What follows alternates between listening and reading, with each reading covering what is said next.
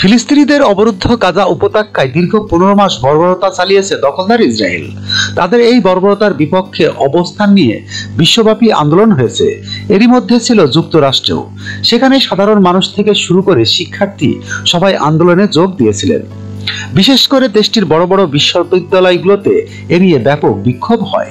যেসব প্রবাসী ও বিদেশি শিক্ষার্থী ফিলিস্তিনিদের পক্ষে এ সভা সমাবেশে যোগ দিয়েছিলেন তাদের নিজ দেশে ফেরত পাঠাতে যাচ্ছে যুক্তরাষ্ট্র। এ নিয়ে আজ বুধবার 29 জানুয়ারি একটি নির্বাহী আদেশ জারি করবেন প্রেসিডেন্ট ডোনাল্ড ট্রাম্প। প্রেসিডেন্টের দপ্তর হোয়াইট হাউস এ ব্যাপারে বলেছে, প্রেসিডেন্ট ট্রাম্প ইহুদি বিদ্বেষীদের বিরুদ্ধে লড়াই এবং প্রবাসী ও বিদেশি শিক্ষার্থী যারা ফিলিস্তিনিপন্থী আন্দোলনে যোগ দিয়েছিলেন তাদের ফেরত পাঠানোর নির্দেশনা দিয়ে নির্বাহী আদেশ জারি করবেন।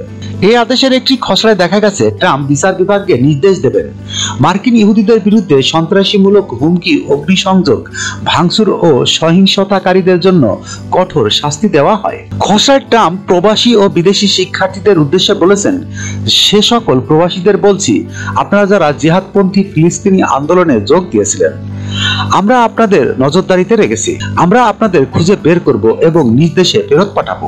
এছাড়া ক্যাম্পাসে হামাসের প্রতি সহানুভূতি দেখানো সকল বিদেশি শিক্ষার্থীর ভিসা দ্রুত সময়ের জন্য বাতিল করব। ক্যাম্পাসগুলোর আন্দোলন উগ্রবাদিত্বের দ্বারা জর্জরিত হয়ে পড়েছিল। ট্রাম্প এমন দাবি করলেও গত মে মাসে প্রকাশিত এক প্রতিবেদনে দেখা যায় যুক্তরাষ্ট্রের বিশ্ববিদ্যালয় ও কলেজের ক্যাম্পাসে সেসব ফিলিস্তিনিপন্থী আন্দোলন হয়েছে তার 97% শান্তিপূর্ণ ছিল।